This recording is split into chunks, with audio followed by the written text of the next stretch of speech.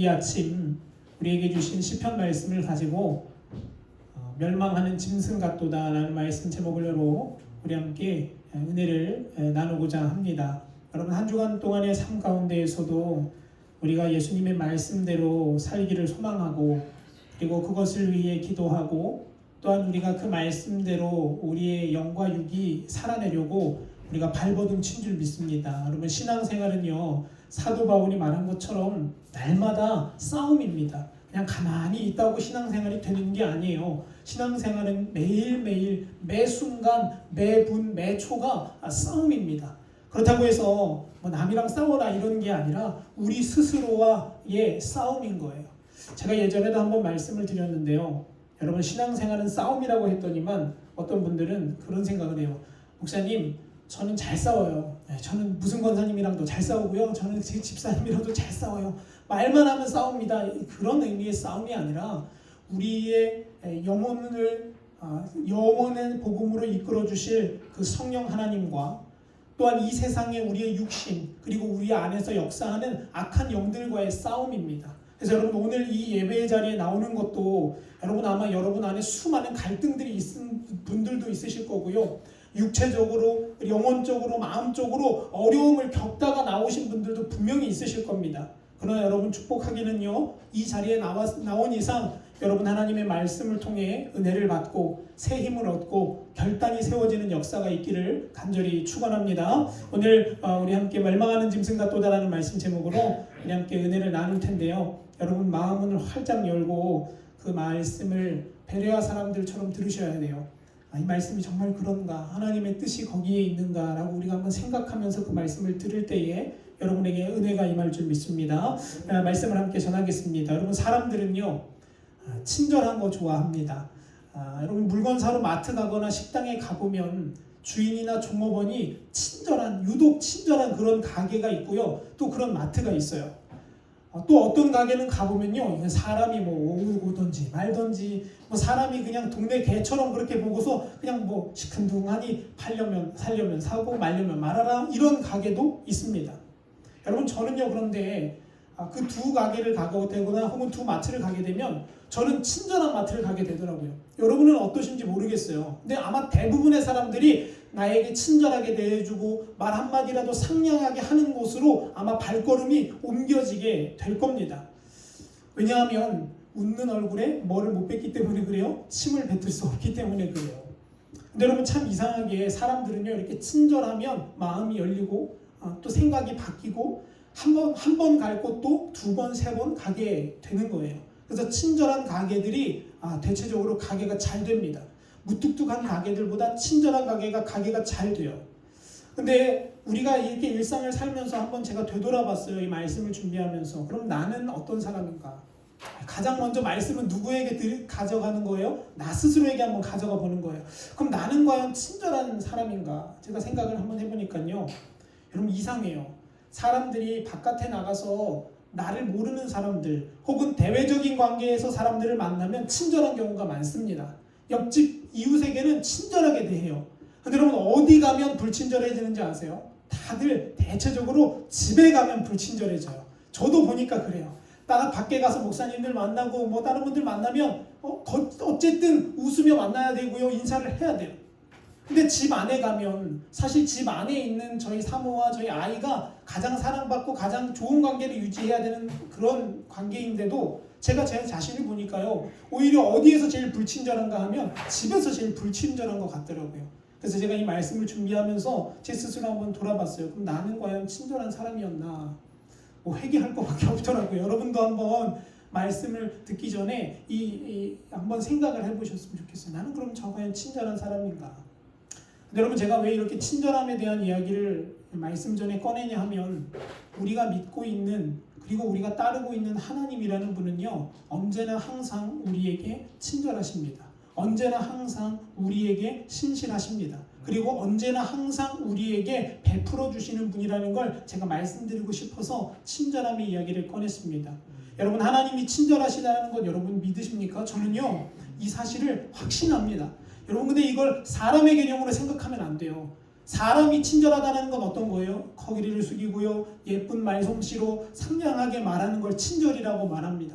근데 여러분, 하나님의 개념으로서의 친절은 그런 게 아니에요. 하나님이 우리를 향해서 막 사뿐사뿐 오셔서 좋은 말로 타이르고, 물론 그런 것도 친절이지만, 여러분 진짜 하나님이 친절하다는 영적인 참 의미는 뭐냐면, 하나님이 우리에게 미리 알려주시고 우리를 깨닫게 하시고 우리에게 예고하시고 우리에게 기회를 주셔서 우리가 어떠한 어려움 속에서 일어설 수 있도록 발판을 놓아주시는 분이기 때문에 하나님은 친절하시고 너무나도 젠틀하신 분이라고 저는 그렇게 설명을 드리고 싶어요.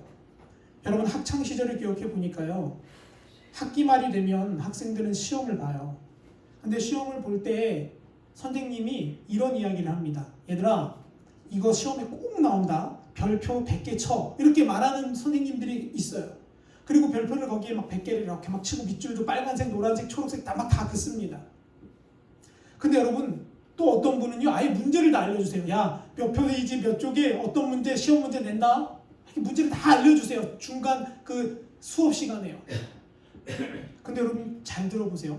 선생님이 이렇게 말하는 것의 의미는 뭘까요? 이 말의 의미는요, 이 문제가 중요하다라는 거예요. 그러니까 내가 반드시 어디에 내겠다라는 거예요? 시험 문제에 내겠다라는 걸 알려주는 거예요. 학생들이 조금만 똑똑하면, 조금만 생각하면, 아, 이거 반드시 시험 문제 나오겠구나 라고 깨닫고 그걸 메모하고 적으면 어떤 일이 벌어집니까? 기말고사 때 좋은 성적을 받게 됩니다. 근데 여러분, 똑같이 별표 100개 쳐라, 밑에 빨간 줄 그어라, 선생님이 똑같이 말해도 성적을 못 받는 애들이 있어요. 여러분, 어떤 애들이 그런 성적을 못 받냐 하면 수업에 관심이 없는 애들이에요. 선생님이 무슨 이야기를 하든지 별표를 100개를 치라고 하든지 빨간 줄을 그려하든지 상관없이 관심이 없는 애들은요, 결국 어떤 결과를 맞이하냐면 성적표에 소나기가 주르르르 내리는 일들을 경험하게 됩니다. 근데 더 재밌는 게 있어요. 그렇게 성적표 소나기 주르르 맞은 애들이 주로 뭐 하는지 아세요? 선생님한테 투정 부려요. 아, 선생님 왜 이렇게 시험을 어렵게 냈어? 아, 선생님 정말 나빠. 여러분, 입장을 한번 바꿔놓고 생각을 한번 해볼까요? 선생님이 학기 중에 뭐라고 말씀하셨어요? 이거 중요하다, 시험에 반드시 나온다. 이 말을 학생들이 깨달았더라면, 이 말이 어떤 의미인지 관심을 조금만 가졌더라면 아마 좋은 성적을 받아 들었을 거예요. 여러분, 근데 신앙생활도 마찬가지입니다. 신앙생활도 이와 똑같습니다. 제가 노아시대 이야기를 하나 들려드리려고 합니다. 여러분, 노아시대를 보면요, 창세기에서 이 세상에서 단 한 번도 없었던 사건이 발생합니다. 그게 뭐냐면 홍수예요. 노아시대 때 홍수는 우리가 생각하는 뭐 그런 저기 앞에 있는 뭐 강이 넘치는 그런 수준의 홍수가 아니라요, 수많은 산들이 잠기고 수많은 가축과 생명이 다 물에 잠겨서 온 지구 전 세계가 살 수 없을 정도의 물이 그렇게 많아졌던 홍수를 말합니다. 산봉우리가 잠겼고요, 수천 미터에 달하는 산들이 다 잠겼던 상황입니다. 심지어는요, 비만 내린 게 아니라 뭐라고 말하냐, 땅에서도 물이 솟았다라고 성경은 말해요. 여러분, 우리가 성경을 바르고 잘 읽어야 되는 이유가 여기에 있어요.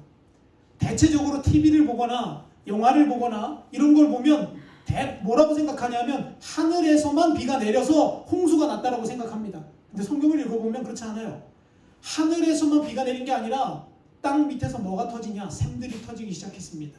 바다에 골짜기가 열려서 그 바다 속에서 물이 흘러나오기 시작했다고 성경은 말해요. 그러니까 위에서도 내리고 밑에서도 물이 올라오는 상황인 거예요. 그러니까 뭐 금세 잠겨버리죠.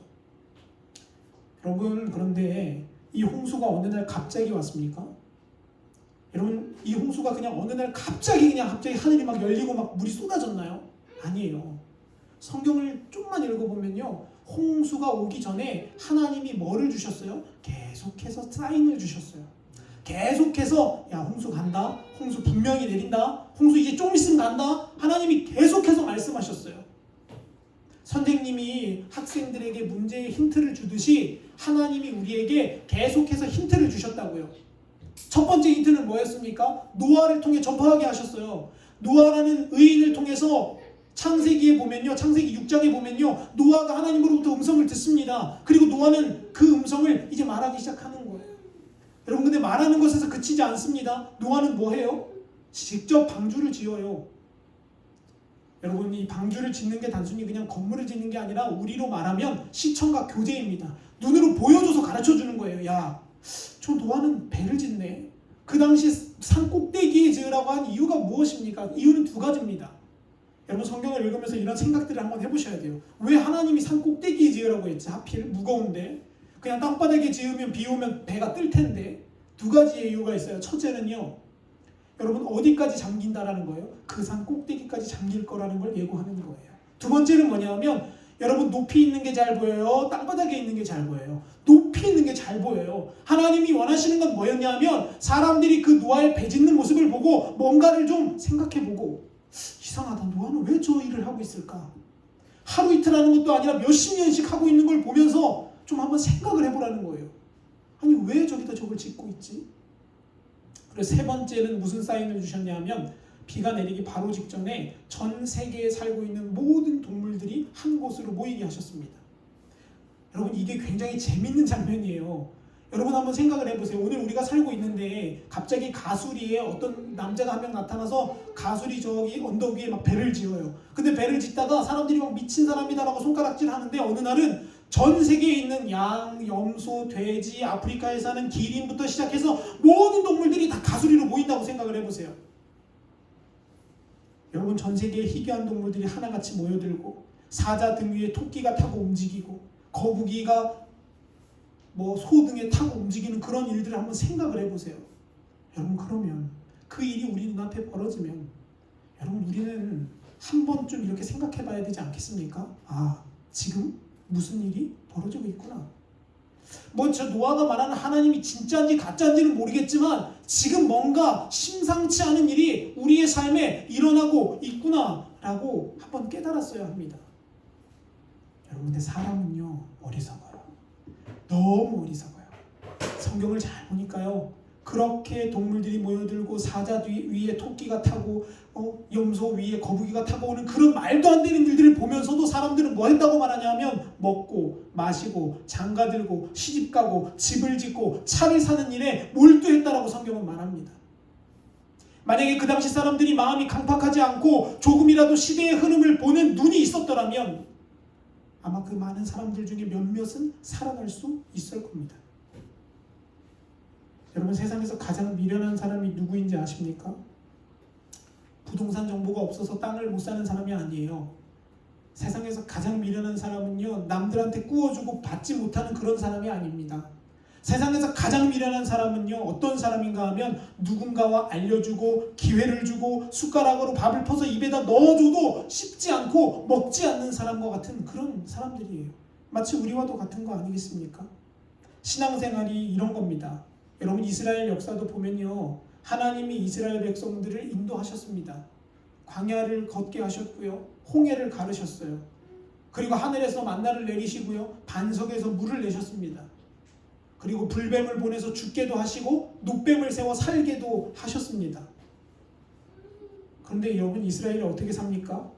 매일매일 우상 숭배하지 않습니까?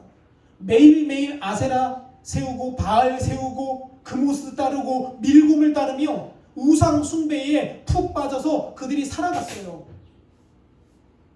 그리고 결론은 어떻게 나죠? 결국은 그 나라가 멸망합니다. 근데 여기서 여러분, 제가 질문을 드릴 거예요. 근데 여러분, 하나님이 어느 날 갑자기 이스라엘을 멸망시키셨습니까? 어느 날 갑자기 하늘에서 그냥 마른 하늘에 날벼락 치듯이 하나님이 갑자기 찾아오셨나요? 아니에요. 그렇지 않습니다. 제가 서두에서 말씀드렸잖아요. 하나님은 어떤 분이시라고요? 친절하신 분이세요. 하나님은 우리의 삶에 그 누구보다 더 사랑을 하시고 우리를 너무나 아끼시는 분이세요. 그래서 우리에게 뭐를 주시냐 하면 사인을 주세요. 이스라엘 백성에게도 사인을 줬습니다. 그 사인이 뭐였냐면 사람들을 보내는 거였어요. 이사야를 보내고요, 예레미야를 보내고요, 에스겔을 보내고요, 호세아를 보내고 수많은 선지자 미가를 보내고 나훔을 보내서 계속해서 말하는 거예요. 얘들아, 이대로 살다간 죽는다. 이대로 가면 끝난다. 이대로 가면 망한다. 하나님이 계속해서 말씀하셨어요. 좀 깨달으라고. 근데 여러분, 하나님이 원하는 게 특별한 게 아니잖아요. 뭐였어요? 하나님이 원하는 건 회개하라는 거예요. 회개하라. 두 번째는 뭐였냐면 하나님 중심으로 좀 돌아와라는 거예요. 우상 따라 살고 돈 따라 살고 명예 따라 사는 그 인생을 좀 방향을 돌이켜서 누구 중심으로 살아가라고? 하나님 중심으로 좀 살아가자고 하나님이 계속 말씀하셨어요. 더 놀라운 거는요, 이스라엘에게는 율법이 있었다는 거예요. 여러분, 그게 무슨 말이냐면 이스라엘은 우리처럼 이런 성경책은 아니었지만 파피루스라는 그런 종이에 적혀진 율법서들을 갖고 있었습니다. 이스라엘 백성들은요, 하나님을 모르는 사람이 아니었어요. 하나님이 주신 말씀도 있고요, 설교도 들었고요, 기도도 했던 사람이에요.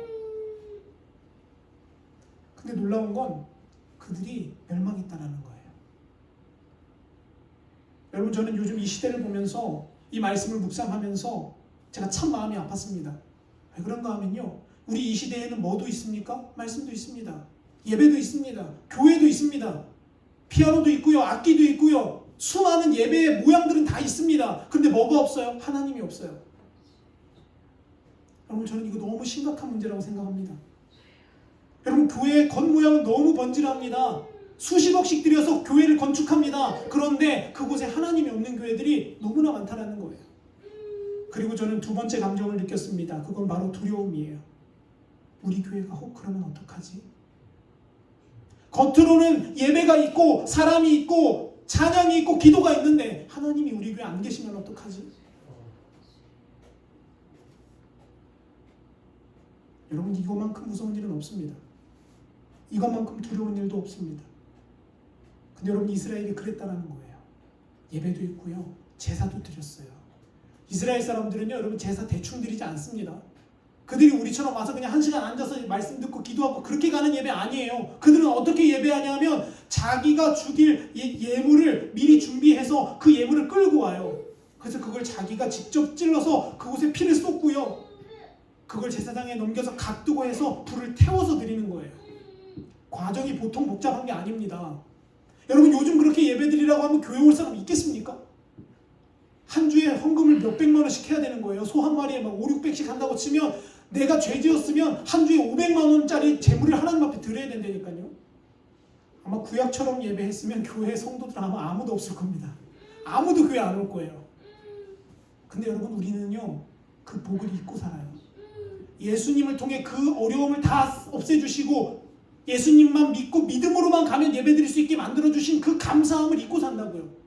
그래서 예배를 하찮게 여기는 거예요. 수백만 원, 수천만 원보다 더 가치 있는 예배를 그냥 그렇게 드려버리는 거예요.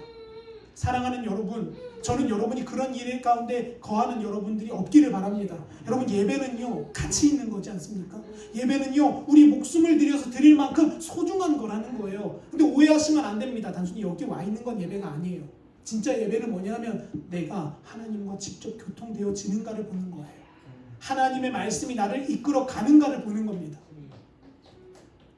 근데 여러분, 아무튼 이스라엘 백성이 그렇게 죽었습니다. 멸망했습니다. 이유가 뭡니까? 갑자기 생각이 안 나네요. 갑자기 이유가 뭐였냐면 관심이 없었기 때문에 그래요. 율법도 있고요, 예배도 있고요, 찬양도 있고요, 재물도 있었지만 뭐가 없냐? 하나님에 대한 관심이 없어요. 그러면 이제 저는 제 자신에게 질문을 이렇게 던져봅니다. 우리는 어떤가? 여러분, 왜 이스라엘 백성들이 관심이 없었을까요? 왜 이스라엘 백성들이 하나님을 예배하는 일에 그렇게 큰 관심을 두지 않았을까요? 성경은요, 그 이유를 아주 명확하게 우리에게 알려줍니다. 누가복음 14장 17절의 말씀부터 나오는 말씀인데요, 우리 한번 같이 앞에를 보시고 우리 한번 몇 구절만 읽어보겠습니다. 17절부터 20절까지인데요, 17절 먼저 읽습니다. 함께 읽어봅시다. 시작. 잔치할 시각에 그 청하였던 자들에게 종을 보내어 이르되 오소서, 모든 것이 준비되었나 하매, 그 다음 절입니다. 다 일치하게 사양하여 한 사람은 이르되 나는 밭을 샀음에 아무래도 나가보아야 하겠으니 청컨대 나를 양해하도록 하라 하고, 다음 절입니다. 또 한 사람은 이르되 나는 소 5겨리를 샀음에 시험하러 가니 청컨대 나를 양해하도록 하라 하고, 마지막입니다. 시작. 또 한 사람은 이르되 나는 장가 들었으니 그러므로 가지 못하겠노라 하는지라. 아멘. 여러분, 지금 읽은 이 말씀 때문에 사람들은 관심이 없습니다. 여러분, 뭔가 깨달아지는 게 있으시면 참 축복이에요. 지금 누가복음의 말씀이 언제랑 똑같아요? 창세기 때랑 똑같아요. 창세기 때 사람들도 뭐 했어요? 먹고 마시고 시집가고 장가가는 것 때문에 바빠서 예배 못하는 거예요. 힘들어서 기도 못했다라고 말하는 겁니다. 여러분, 노아 시대에서도 이스라엘 시대에서도 누가복음이 나오는 예수님 당시의 시대에서도 사람들은요 영혼에 관심이 없습니다. 오직 어디에만 관심이 있냐면 이 땅에서 먹고 사는 문제, 시집가고 장가가고 소를 사고 밭을 일구는 일에 전심전력하기 때문에 하나님의 말씀이 들리지 않는 거예요. 다시 말해서 이 땅의 문제에 너무 내 관심이 집중되어 있으니까 천국이 있는지 지옥이 있는지 그런 거에는 관심이 없는 거예요. 여러분, 제가 아주 놀라운 이야기를 하나 드리겠습니다. 여러분, 예수 믿는 사람들이 교회를 왜 다닙니까? 여러분, 우리가 설교 말씀 여기 와서 이 30분 아까운 시간 왜 듣습니까? 우리 영혼이 변화되어져서 우리 영혼이 하나님 닮아서 마지막 때에 하나님 앞에 섰을 때 영혼의 구원을 받기 위해 우리 이 자리에 서 있는 거 아니겠습니까? 저는 그렇습니다. 여러분, 우리가 이 땅에서 먹고 사는 문제 물론 중요합니다. 근데 그거보다 더 중요한 건 7, 80의 삶을 끝낸 후에 하나님 나라에서 내가 영원히 사느냐 아니면 영원히 형벌 가운데 거하느냐의 문제 때문에 우리는 신앙생활을 합니다. 근데 여러분, 그리스도인들 가운데 이런 질문을 했습니다. 여러분 천국과 지옥이 믿어집니까? 예수님 믿는 사람들한테 이거 질문을 한 거예요. 어떤 설문지 조사 기관에서 놀라운 결과가 나왔습니다. 여러분, 교회 다니고 예수 믿으면 천국이랑 지옥 믿고 예수님 믿는 거 아니에요? 당연히. 그런데 무려 60%의 사람들이 뭐라고 대답했냐면 잘 모르겠다라고 대답했어요. 아니, 교회 다니는 사람이 60%가 뭐라고 대답했냐면 난 천국이 있는지 잘 모르겠다, 난 지옥이 있는지 잘 모르겠다, 이렇게 대답을 했다라는 거예요. 여러분, 그러니까 이렇게 사는 거예요. 여러분, 우리가 그렇기 때문에 지금 우리 원하는 대로 살아가는 겁니다. 만약에 그들이 육신이 전부가 아님을 깨닫고 조금이라도 하나님 나라에 대한 생각이 있었다면, 내 영혼이 죽고 나서 어디에서 영생을 살아야 되는지에 대한 관심이 조금이라도 있었다면 아마 그들의 인생은 아마 달라졌을 수도 있을 겁니다. 여러분, 저와 여러분은 오늘 이 말씀을 들으며 하나님만 바라보며 하나님을 목적 삼으며 살아가고 있으십니까? 신약시대 예수님의 제자들도 보면요, 예수님의 말씀을 많이 들었어요. 기적도 봤어요. 죽은 사람도 살리는 거 봤어요. 여러분, 근데 저는 여러분께 권면드리고 싶어요. 교회는요, 기적이 주가 아니에요. 여러분, 교회는요, 갑자기 어느 날 예수 믿었더니만 막 죽으병이 나았더라. 물론 그거 좋은 일이죠. 감사한 일이에요. 근데 그거는 주가 아닙니다. 그건 어디에서도 일어나냐면 불교에서도 일어나요. 여러분, 모르셨죠? 여러분, 불교도 가면요, 잘 믿고 열심히 믿으면 막 죽었던 사람들이 살아나는 경우가 있습니다. 실제로. 여러분, 천주교 믿으면 기적을 경험할까요? 못할까요? 합니다. 천주교의 성지 중에 나주에 가면 성지가 있습니다. 저기 전라남도 나주에 가면 그 성지가 있는데, 그 성지는 어떤 곳이냐면 어떤 이 시대에 마리아가 다시 태어났다고 말해요.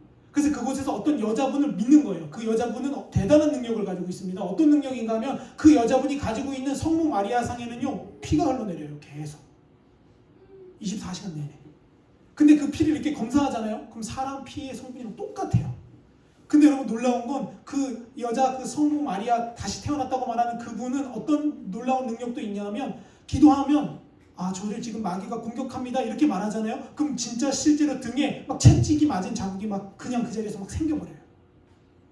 그분이 떠준 물을 먹으면 병이 낫습니다. 이래서 사람들이 막 관광버스를 몰고 그곳으로 찾아갑니다. 여러분, 기적은 불교에도 있고요, 천주교에도 있어요. 그러니까 기적을 보고 예수를 믿는 게 아니에요. 진짜 기적은 뭔지 아세요? 죄인된 내가 하나님의 은혜로 다시 살아났다는 걸 깨닫는 거예요. 영원히 지옥 갈 수밖에 없는 내가 하나님의 도우심으로, 그 독생자 예수의 십자가의 피 흘리심으로 죄사함을 받았다는 게 기적이지, 병이 낫고 집안이 풀리는 건 물론 그거 좋습니다. 그러나 여러분, 거기에 묶이면 우리의 신앙생활은 잘못된 길로 가기가 쉽습니다. 죄송합니다. 저는 목사입니다. 근데 여러분, 목사들 중에 이렇게 말해서 될까 모르겠지만 제가 그냥 솔직하게 말씀드리고, 여러분 목사님들 중에서 예수님 이름 팔아서 자기 배불리는 사람 많아요. 진짜 많아요. 아니 뭐 이 목사만 그렇겠습니까? 성도들도 예수님 이름 팔아서 자기 먹고 사는 일에 열중하는 사람 많습니다. 하나님의 말씀을 들어도 깨닫는 귀가 열리지 않으면 그렇게 살아갈 수밖에 없다는 거예요. 여러분 예수님의 제자들 얼마나 많은 기적을 보았습니까? 그런데 예수님이 어느 날 갑자기 십자가 이야기를 꺼냅니다. 얘들아, 나는 죽어야 된다.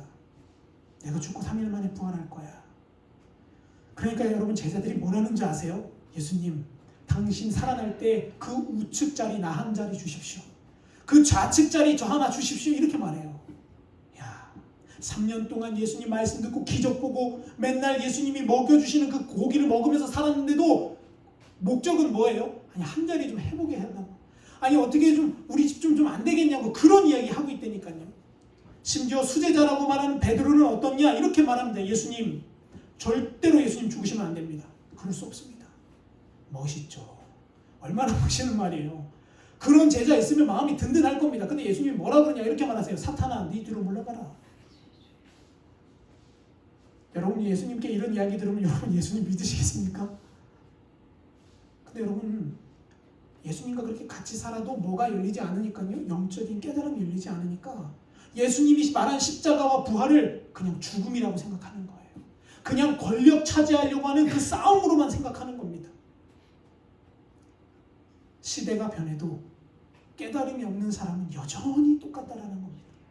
그래서 여러분 오늘 읽은 말씀 50절, 20절이 뭐라고 우리에게 말합니까?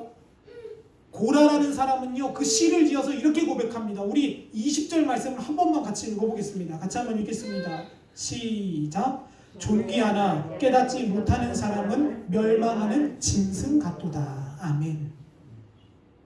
사람은 존귀합니다. 여러분 한 사람 한 사람은 너무 존귀한 분들이에요.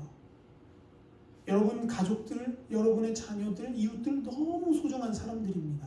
그렇기 때문에 함부로 말하거나 그들에게 함부로 상처를 주면 안 되는 거예요. 나만 소중한 게 아니라 하나님이 보시기에는 내 옆에 영혼도 너무나 존귀하다니까요. 왜 그런지 아세요? 하나님의 형상대로 지었기 때문에 그래요.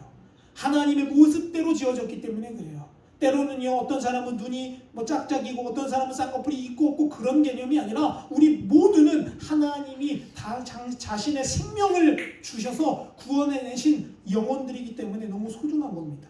근데 여러분 그런 소중한 영혼들에게 뭐라고 성경이 말하냐? 그런데 너희들이 아무리 존귀하고 아무리 대단하고 아무리 소중할지라도 뭐가 없으면 깨닫는 마음이 없으면 격하게 말합니다. 너희는 뭐와 다를 바가 없다라는 거예요? 개, 돼지와 다를 바가 없다라는 거예요. 야, 이 말이 얼마나 충격적입니까? 예수 믿어도 교회를 다녀도 예배를 드려도 내 안에 영적인 깨달음이 열리지 않으면 나는 하나님 보시기에는 별반 차이가 없는 사람일 뿐이라는 거죠. 여러분 우리는 깨닫고 있습니까? 우리는 매 예배 때마다 하나님이 나를 얼마나 사랑하시는지, 매 예배 때마다 나를 십자가를 통해서 나에게 베풀어 주신 그 은혜가 얼마나 큰지, 나 때문에 고통당하시고 나 때문에 채찍 맞으신 그 사랑이 얼마나 넓은지 우리는 깨닫고 있습니까? 교회는 다니고 헌금은 드리고 봉사는 하는데 진정으로 깨닫고 돌이키는 사람이 별로 없다라는 거예요. 여러분 제가 아는 어떤 한 목사님이 어떤 한 성도님에게 받았던 상담의 내용을 제가 들은 적이 있습니다. 목사님이 어떤 여자 집사님이 찾아왔더래요. 그래서 이렇게 남자 집사님이 찾아오셨더래요. 이렇게 말하더랍니다. 목사님, 우리 아들은 공부에 소질이 없어서 안 되겠습니다. 어떻게 하면 좋을까요? 여러분, 근데 제가 그 얘기를 들으면서 속으로 한번 웃었어요. 여러분 목사님한테 그런 질문하면 여러분 목사는 어떡합니까? 그럼 뭐라고 얘기해줘야 되나요? 공부를 포기시키십시오 이럴 수도 없잖아요. 그래서 목사님이 지혜롭게 얘기했어요. 여러분 지혜롭게 얘기할 때 하는 게 뭐냐? 우리 한번 기도해 봅시다. 이렇게 하고 기도로 들어가는 거예요. 근데 기도하다 목사님 마음속에 하나님이 이런 마음을 주세요. 그 집사님 불러서 이렇게 얘기해라. 뭔 내용이었냐면 붕어빵 기계를 하나 사줘라 이렇게 말씀하시더래요. 그 목사님이 뭐 별수가 있습니까? 하나님이 그렇게 마음에 감동 주시는데 그 집사님을 불렀어요. 집사님, 제가 기도하다 보니까요 집사님 아들한테 붕어빵 기계를 하나 사주랍니다. 여러분 근데 그 집사님도 믿음이 대단하죠. 목사님이 그렇게 얘기하면 시험 들지 않겠습니까? 야 우리 목사님 우리 아들 그럼 결국 공부 포기하고 붕어빵이나 구우라는 거냐? 그럴 수 있는데 집사님이 아멘 하고 가서 그 아들을 불러놓고 이렇게 얘기해서 아들아 너는 공부할 소질이 없으니까 아빠가 이제 방법을 알려줄게. 뭐냐면 이제 먹고 살 준비를 하자. 그래서 중학교를 중퇴시키고요. 그럼 내일부터 너는 뭐 할 거냐? 붕어빵을 구울 거다. 앞으로 너 다 대학 보내서 학교 입학할 그 돈 내가 붕어빵 기계 사주고 붕어빵 장사할 수 있도록 만들어주겠다 하고서 아들을 데리고 철물점에 가서 붕어빵 기계를 하나 샀습니다. 미리 그 전날 가서 철물점 아저씨랑 말을 맞췄어요. 이미 붕어빵 기계가 좋은 게 하나 나왔으니까 딱 네 거다 이렇게 해서 딱 주라고 말에 맞추고 찾아가서 샀습니다. 그리고 아들에게 말합니다. 아들아 내일부터는 이제 학교 가지 말아라. 그리고 뭐 구워라? 붕어빵 굽자. 그래서 그 다음날 아침부터 12월 달인데 붕어빵 구우러 내보냈어요 밖으로. 아들이 처음엔 좋다고 학교 안 가니까 재밌다고 가서 붕어빵을 막 굽습니다.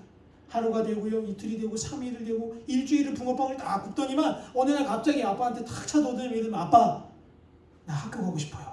나 공부할래요. 이러는 거예요. 그래서 아니 왜 너 대학 갈 것까지 다 붕어빵 구우라니까 너 공부하기 싫잖아. 그러니까 아들이 아니래요. 아버지 아니에요. 공부가 제 적성에 맞는 것 같습니다 하면서 갑자기 공부를 하더랍니다. 그러고 나서 그 아들이 지금 뭐 하냐면 세종시에서 한의사가 돼서 한의원을 하고 있어요. 여러분 제가 이 이야기를 왜 드리냐면 깨닫는 사람은요 사는 거예요. 어떤 상황을 보고 어떠한 순간 가운데 깨달음이 있는 사람은 변화되어지는 거예요. 신앙생활도 똑같습니다. 예배 드릴 때도 모두가 다 똑같은 게 아니에요. 깨닫는 사람은 역사를 보게 됩니다. 깨닫는 사람은요 인생이 달라지는 건데요. 깨닫지 못하면 여전히 동일하게 그렇게 살아갈 수밖에 없다는 거죠. 사랑하는 여러분, 저는 여러분이 매 예배 때마다 깨닫는 역사가 있기를 소망합니다. 여러분 안에 하나님이 주시는 영적인 기름 부으심이 막 흘러들어가서 말씀을 들을 때 막 생각나는 거예요. 이렇게 가는 거구나. 신앙생활은 이렇게 가는 거구나. 성령은 이렇게 역사하는구나를 우리가 깨달으며 주님 앞에 나아갔으면 좋겠어요. 근데 여러분 깨달음을 달라고 기도하는 사람 별로 없어요. 대체적으로 뭐 기도하냐? 다 이런 거 기도합니다. 하나님 우리 자녀가요 학교를 가야 되는데요. 하나님 뭐가 필요한데요. 물론 그런 기도 필요합니다. 그런 기도 꼭 해야 됩니다. 그러나 그 기도보다 먼저 해야 되는 기도는 뭐냐면 솔로몬과 같은 기도입니다. 여러분 열왕기상 3장에 보시면 솔로몬 이야기가 나옵니다. 우리 한번 찾아보겠습니다. 여기는 한 군데만 찾아보고 말씀을 정리할 건데요. 열왕기상 3장 말씀 한번 보겠습니다. 열왕기상 3장 9절에서 12절 페이지는요 515페이지입니다. 구약성경 515페이지를 보겠습니다. 열왕기상 3장 9절에서 12절 말씀. 이 내용은 아주 간단합니다. 다윗에 이어서 솔로몬이 왕이 되어서 이제 하나님께 1,000번째 예배드리고 나서 하나님이 나타나서 이제 하는 대화입니다. 꿈속에서.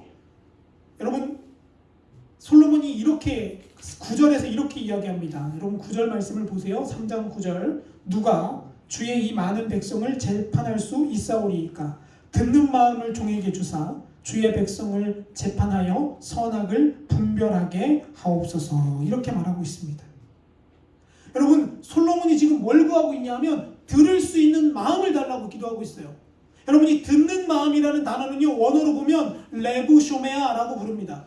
이 레부쇼메아라는 건 무슨 뜻이냐면 하나님의 뜻이 어디에 있는지, 하나님의 계획이 어디에 있는지, 날 향한 하나님의 소망이 어디에 있는지를 이해하고 싶습니다. 이런 기도예요. 그러니까 돈 달라는 기도가 아니라 무슨 기도냐면 하나님, 내 인생을 향한 하나님의 계획은 무엇입니까? 하나님, 우리 가정을 향한 하나님의 뜻은 어디에 있습니까? 하나님, 나 자신을 향한, 내 자녀를 향한 하나님의 계획은 무엇입니까? 라를 묻는 거예요. 그러니까 하나님이 뭐라고 얘기합니까? 야, 네 기도 참 마음에 든다. 야, 여러분 이런 기도 하시기를 축원합니다. 하나님의 마음을 알고 싶어요. 하나님의 뜻을 알고 싶어요. 그렇게 기도할 때 하나님이 뭐라고 답하세요? 10절에서 야, 그 말이 내 마음에 쏙 든다. 그 말이 내 마음에 너무 합당하다. 그래서 하나님이 계속해서 뭐라고 말씀하시면서 12절에서 이렇게 결론을 내리십니다. 네가 네 말대로 하여 내가 지혜롭고 총명한 마음을 너에게 주노니 라고 말해요. 여러분 우리 이 성경 읽으면 대체적으로 무슨 생각하냐면 야, 하나님이 솔로몬을 똑똑하게 만드셨겠구나 이렇게 생각합니다. 근데 여러분 여기서 지혜롭고 총명한 마음이라는 건 원어 성경으로 보면 똑똑한 마음이 아니에요.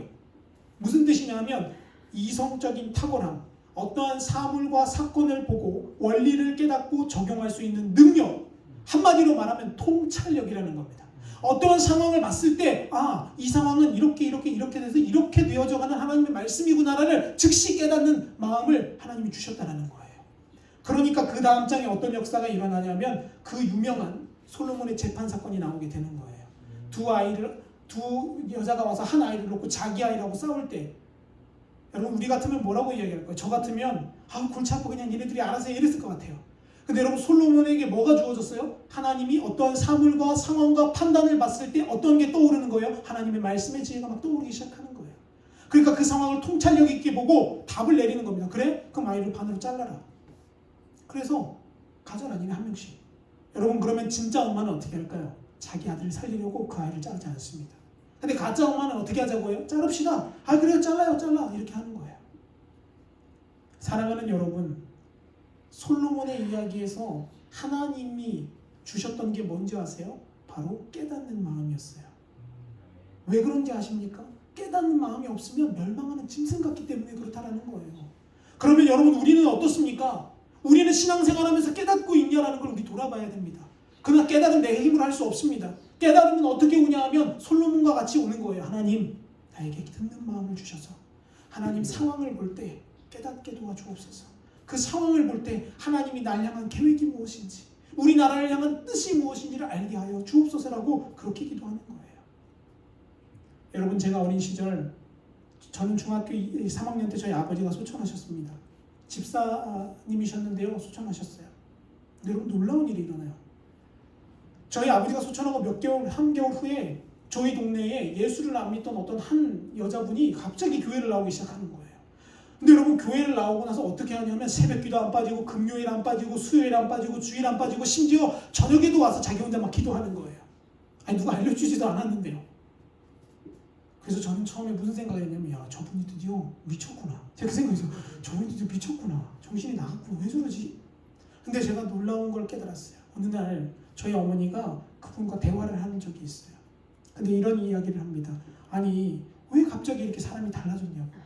그러니까 그분이 한참을 조용히 있더니만 이런 이야기를 하시더래요.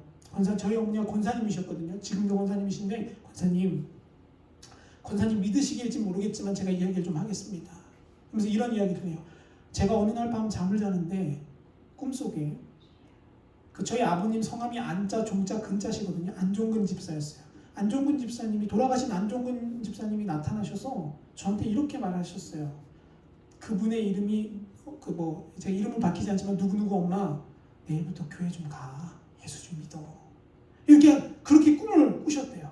근데 그 꿈을 꾸고 여러분 그렇게 우리가 꿈속에 꾸면 우린 대체적으로 뭐라고 생각해요? 그냥 개꿈 꿨네. 그냥 왜 갑자기 남의 집 죽은 사람이 나타나가지고 교회를 가래. 재수없어. 퇴하고 끝날 일입니다. 근데 그분에게 하나님이 깨닫는 마음을 그때 부으셨어요. 그래서 그분이 그 말이 마음속에 떠나질 않는 거예요. 교회 좀 가. 예수 좀 믿어. 밭에서 일을 하는데도 교회 좀 가. 예수 좀 믿어. 시장에 물건을 사러 갔는데도 교회 좀 가. 예수 좀 믿어. 아마 안종근 집사님을 엄청 싫어했을 수도 있어요. 근데 놀라운 것은요. 그런 일을 겪고 나서 마음속에 깨닫는 마음이 부어지니까요. 달라지는 거예요. 기도하는 사람으로 변화되어지고요. 말씀의 사람으로 변화되어지는 역사를 제가 제 눈으로 보았습니다. 여러분 우리는요. 코로나 바이러스 퍼지니까요. 내 주변에 어디에 환자가 나왔다더라. 뉴스에 귀를 쫑긋 세우고 거기를 막 피해 다닙니다. 경제가 어려워지니까요. 내 연봉이 줄어든다더라. 내 자식이 안 나면 어떡하냐 걱정하며 살아갑니다. 그러면서도 우리는 예배에, 우리는 깨달음에, 우리 하나님과 더 가까운 교제에 시간을 투자하지는 않습니다. 여러분 이게 딱 노아의 시대이고요. 이스라엘의 모습이고요. 신약 시대의 모습 아니겠습니까? 말씀을 정리합니다. 그런데 여러분 저는 여러분에게 이렇게 말씀드려서 큰일 났다. 나는 못 깨닫는데 이제 죽었구나. 이렇게 생각하라고 제가 이 설교를 드리는 게 아니에요. 여러분 하나님은요. 친절하시고 성실하시고 신실하신 분이십니다. 어제나 오늘이나 내일이 변함없이 한결같으신 분이세요. 하나님이 우리에게 그러면 계속해서 뭘 주시냐면 사인을 주신다는 거예요. 오늘도 우리에게 하나님은 계속해서 사인을 주고 계세요. 근데 깨닫는 마음이 있는 사람은 그 사인을 받아 듣습니다. 그리고 변화됩니다. 그런데 깨달음이 없는 사람은 여전히 그 길을 가고 여전히 먹고 사는 문제에 매여 사는 것이요. 그럼 제가 여러분 몇 가지의 말씀만 드리고 정리합니다. 여러분, 우리는 그럼 어떻게 하면 하나님의 말씀을 깨달을 수 있습니까? 첫째는요, 하나님의 말씀을 가까이 하며 살아야 된다는 거예요. 왜 그러냐면요, 하나님의 말씀 가운데 이미 그 답이 다 나와져 있기 때문에 그래요. 여러분, 얼마 전에 작년인가 재작년에 미국에 있는 캘리포니아라는 동네에 산불이 났습니다. 산불이 어마어마하게 났어요. 지구 밖에서 위성으로도 찍힐 정도로 산불이 났습니다. 근데 여러분, 캘리포니아가 그렇게 해서 몇 달을 탔어요. 사람들은요 이야기합니다. 날씨가 안 좋아서 그렇다, 뜨거워서 그렇다, 뭐 어째서 그렇다. 근데 미국에 있는 어떤 한 목사님이 이런 설교를 하셨어요. 여러분, 그래서 그런 거 아니에요. 왜 우리나라에 불이 나는지 여러분 생각해 보세요. 그러면서 이 말씀을 꺼내 드셨어요. 여러분, 제가 그 말씀 하나 보여드릴게요. 우리 같이 한번 읽어보겠습니다. 시작. 내가 너희 행위대로 너희를 벌할 것이요, 내가 또 수풀에 불을 놓아 그 모든 주의를 사르리라. 여호와의 말씀이니라. 아멘. 죄악 가운데 빠져 살던 예레미야가 그 시대 사람들을 보며 하나님의 말씀을 듣고 전하는 겁니다. 얘들아, 너희 계속 그렇게 살면 하나님이 어떻게 하신다고요? 너희 수풀에 불 놓아버린다? 근데 여러분, 놀라운 것은요, 캘리포니아 불 왜 났는 줄 아세요? 그냥 났어요. 하늘에서 날벼락이 떨어져서 나무가 갑자기 불에 펑 타서 불이 타기 시작한 게 그렇게 몇 달을 탄 거예요. 근데 너무 안타까운 거는요, 그 목사님 그 설교하고 나서 뭐 받았는지 아세요? 여러분, 벌금형 받았어요. 왜 벌금 받았냐면 재수없는 소리 좀 하지 말라는 거예요. 아니, 무슨 그게 하나님이 그러시니 그런 게 어디 있냐라는 거죠.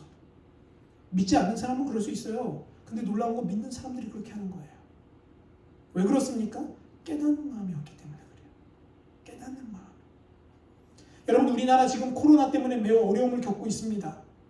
근데 여러분, 성경을 보면요, 하나님의 말씀대로 가지 못하는 나라와 그런 민족과 그런 상황 가운데 뭐를 보내시냐 하면 기근과 전염병과 칼을 보내십니다. 첫째는요, 기근은 뭐냐 하면 경제적인 어려움을 보내신다는 거예요. 두 번째, 전염병은 뭐냐면 고칠 수 없는 질병들이 그 나라에 흥왕하기 시작한다는 거죠. 세 번째까지, 마지막은 뭐냐면 전쟁이 난다는 거예요. 근데 여러분, 에스겔서 11장 10절 말씀을 한번 마지막으로 읽고 끝낼 텐데요. 우리 한번 읽어보겠습니다. 시작. 너희가 칼에 엎드러질 것이라. 내가 이스라엘 변경에서 너희를 심판하리니 너희는 내가 여호와인 줄을 알리라. 아멘. 아멘. 하나님이 왜 심판하시는지 아십니까? 우리 죽으라고? 아닙니다. 뭐 하라고요? 내가 이 일을 진행해가는 누구라고요? 하나님이다. 내가 너의 인생을 책임지고 있는 하나님이다. 그것 좀 깨달아라. 그것 좀 알아라. 라고 그걸 알려주기 위해 하나님 우리 삶에 계속해서 문제들을 일으키신다는 거죠.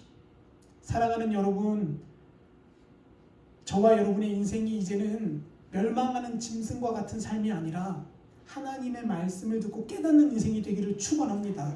그러기 위해서는요, 우리의 기도 제목이 바뀌어야 돼요. 하나님, 듣는 마음을 주십시오. 하나님의 말씀을 들을 수 있고 하나님 이 사건을 통해서 하나님의 계획을 볼 수 있는 영적인 시각을 열어주십시오라고 저와 여러분이 기도하시기를 축원합니다. 그래서 여러분, 돈 버는 거 그거 하나님이 하시면 한순간이지 않습니까? 저는 그렇게 봅니다.